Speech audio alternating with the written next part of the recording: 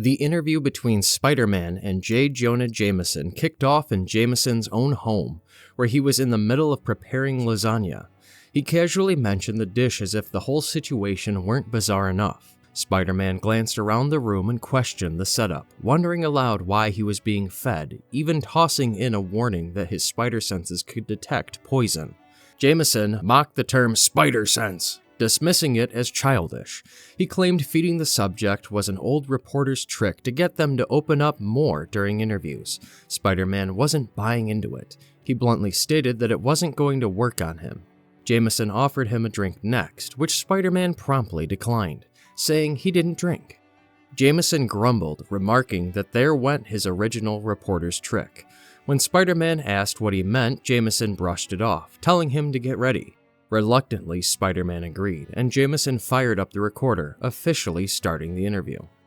Spider-Man immediately cut to the chase. He demanded information about Teresa Durand, insisting he didn't have time for games.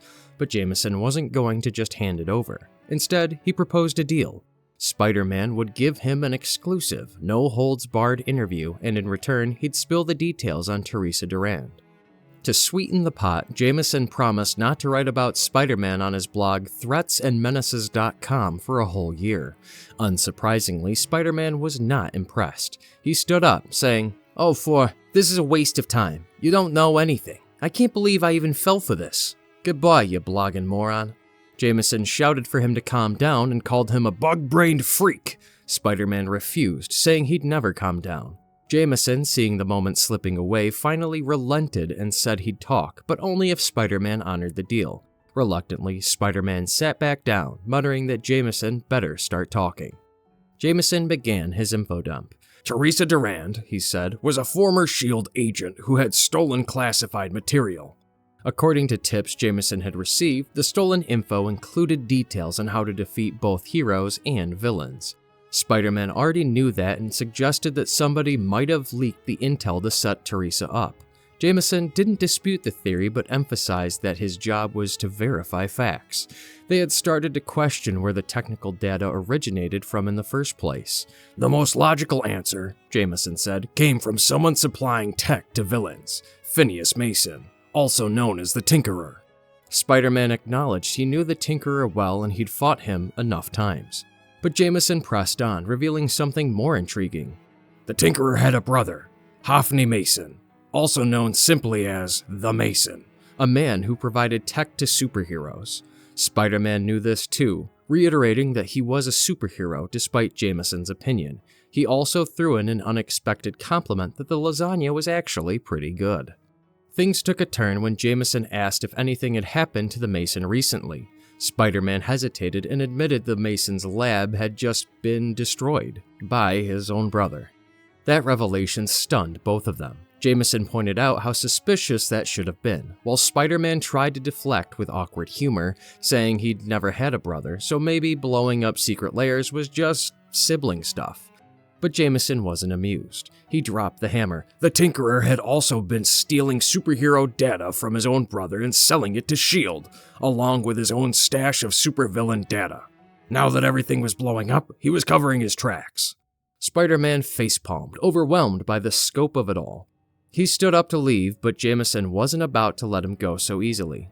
Jameson says, "Hey, where do you think you're going?" Spider-Man replies with, "To fight crime, to stalk the night." Jameson then reminded him of the deal. If Spider-Man walked out now, he'd prove everything Jameson had ever said about him being an untrustworthy menace.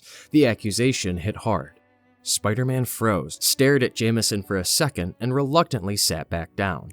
He grumbled that he couldn't believe he was doing this, but a deal was a deal. Jameson had 1 hour. With the tension simmering again, Jameson leaned in, asked bluntly, "Who are you?" Jameson then asked why Spider-Man did what he did. Was it for some sick thrill, running around masked, messing up people's days? Spider-Man fired back, saying he only ruined Jameson's days and that was on purpose. Jameson, not amused, told him to cut the wisecracks. He wanted the truth, and finally, Spider-Man dropped the jokes and gave a rare, vulnerable answer. He replied, When I was young, someone close to me died. It was a senseless, random act of violence, but I could have stopped it, and I didn't. So, yeah, I do this because I can't let that happen again. I do this to save people." Jameson sat there, completely speechless after Spider-Man's raw confession, but only for a moment. Then, almost as if the memory physically jolted him, a flashback crossed his mind. He shot up from his chair, spitting out that it was all bull. He declared Spider-Man to be nothing more than a clown, claiming he endangered just as many people as he ever saved. Jameson insisted he'd been there from the start. He knew exactly what Spider-Man was. He recalled being in the audience the very first time Spider-Man ever appeared on TV. He admitted that he'd never seen anything like it and that yes, the Amazing Spider-Man was amazing. But that praise was short-lived. Jameson confessed it was something he'd never tell another soul. Spider-Man, he claimed, had been a great performer, a pure entertainer who should have just stayed on TV as a clown for people's amusement, instead of turning into a vigilante who answered to no one, running around in a cheesy costume and a mask that, in Jameson's mind, symbolized nothing but cowardice. That accusation cut Spider-Man in a personal way. He pushed back, trying to explain that he wore the mask to protect his loved ones, that if his identity ever got out, the people he cared about would be in danger. But Jameson wasn't having it. He shouted that it was hogwash, pointing out that the real heroes, like cops, didn't hide behind masks. They accepted the consequences of their actions, faced accountability. He said that Spider-Man only wore the mask so that he wouldn't have to answer to anyone. He then stands up saying, "But you have to answer to me, to J. Jonah Jameson, and the city I love. I keep you in line. My blog keeps you in line." That's when Spider-Man snapped. In one sudden motion, he shot a webline, yanked a framed Daily Bugle article right off the wall. He vented years of pent-up frustration, shouting that Jameson's idea of keeping him in line had crossed every boundary. Jameson had tried to kill him multiple times, all because of a twisted vendetta. In doing so, Jameson had helped create monsters like the Spider Slayer and the Scorpion. Spider-Man didn't hold back and said, "You think I've lived without consequences? Friends have died. Family have died. But I've saved more people than I can count, and you're just a pathetic old man who's wasting his life trying to stop me from helping others. And now instead of using a newspaper, you hold up in your apartment on a blog with no comments and no readers." Jameson insisted he was helping the city. Spider-Man pressed him. "How?" The question seemed to tear something raw and primal out of Jameson. He started screaming, saying, "By holding you accountable! By taking off that fucking mask!" When Spider-Man asked why it mattered so much, Jameson just said that he wasn't the one being interviewed, but Spider-Man refused to let it drop. He said this feud had gone on too long and demanded to know why. Of all the causes in the world, this was Jameson's personal mission.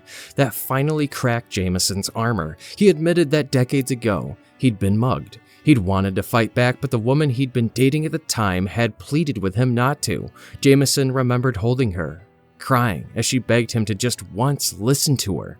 The mugger had worn a mask, and all Jameson could think in that terrifying moment was that that man was a coward, hiding behind a mask. He confessed that over the years he'd wondered if maybe he was just jealous of Spider-Man.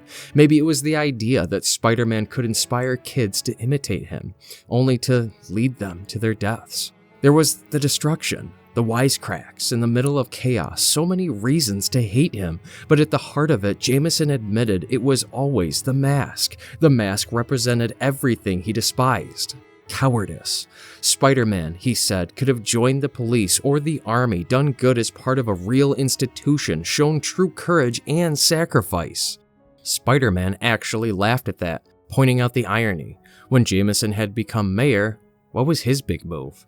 He'd formed an anti-Spider-Man task force. Spider-Man fired back that Jameson could have helped anyone, done any good, but instead chose to waste money trying to bring him out.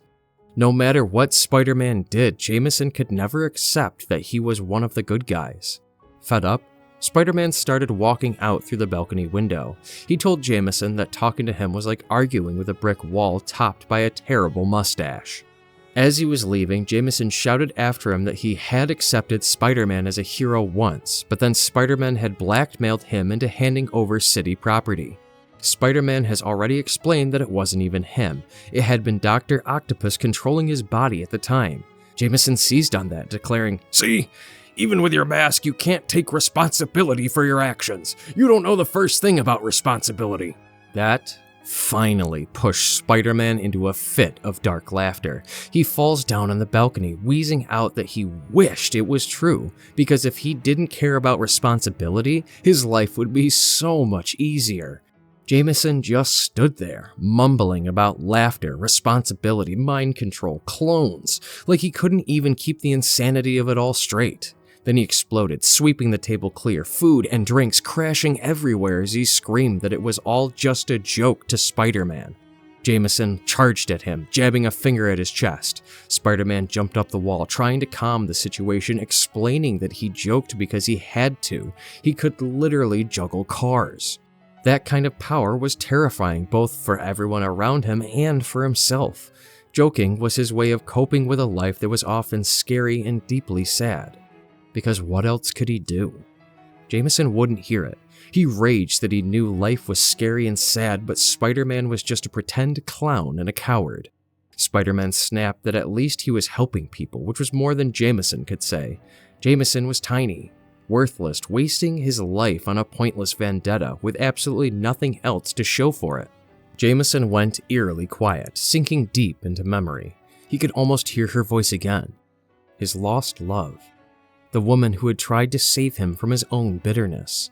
In that hazy recollection, she whispered her dying plea, telling him to listen to her, not to waste the rest of his life consumed by hate, and that she loved him.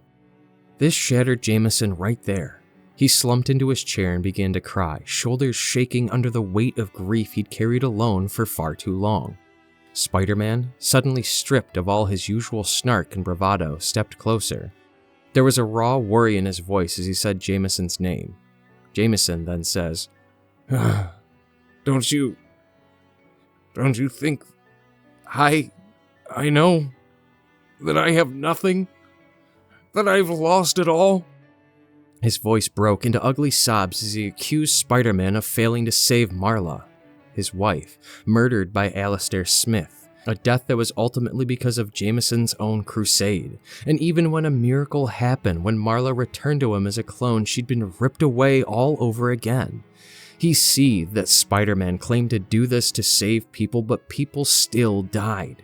Jameson confessed that he knew he shouldn't hate anymore, that it was slowly killing him. But hate was all he had left. All he had was Spider-Man, the last thing to hold on to convince himself none of it was for nothing. Jameson then listed the graves in his life, his father, his daughter, the bugle that had once been his purpose, his dead wife, each name another nail in his coffin of hope. Spider-Man, struck to his core, yelled out Jameson's name. He placed a comforting hand on his shoulder, almost pleading for some connection. Jameson could barely breathe, stuttering that the interview was over, that he had nothing left, nothing in his life. He told Spider-Man that he'd won. Spider-Man tried again, but Jameson slapped his hand away. He screamed for him to get out. When Spider-Man resisted, Jameson repeated it, softer, defeated, just telling him to please go. But Spider-Man refused to leave it like that. He said he was tired of their game, that it had dragged on for far too long. He told Jameson he was family, someone he cared about, and Jameson might have felt no one did, but Spider-Man did. Spider-Man continues, "I care. You think that you're alone?" He reached up and pulled off the mask. Jameson looked utterly stunned, asking what Spider-Man was doing. Spider-Man kneels down, saying, "You're not." He set his hand back on Jameson's shoulder. That was when the final shock hit. Jameson saw the face of Peter Parker. Through tears, he let out Parker's name, asking if this was some sort of joke, but Spider-Man shook his head, telling him it was no joke. Now Jameson finally knew. Peter explained how it had been his Uncle Ben he let die back when he was first the Amazing Spider-Man. That was why he did this, first out of guilt, then because it was simply the right thing to do. He begged Jameson to look past the mask and see the man he'd always known, the same man who stood by Jameson when his father married Aunt May. Both of them have gone through so much together. If breaking this endless cycle of hate could save Jameson's life, Peter said he'd gladly reveal everything. But then his eyes darted to Jameson's laptop, which still displayed their interview. A sinking realization hit. He asked if Jameson had told the world he'd been here tonight. Jameson stammered, admitting he'd been promoting the interview. Before Spider-Man could process it, a knock came at the door. Spider-Man was already yanking his mask back on, cursing under his breath. From outside, a voice boomed. FBI agents calling for Jameson to talk with them. Spider-Man grabbed Jameson by the shoulders, trying to snap him out of his spiral, urgently telling him that he knew it was a lot to dump on him and then vanish, but someone might be in danger and he had to go. As Spider-Man gets ready to leave, he reminds him that he was trusting him with this.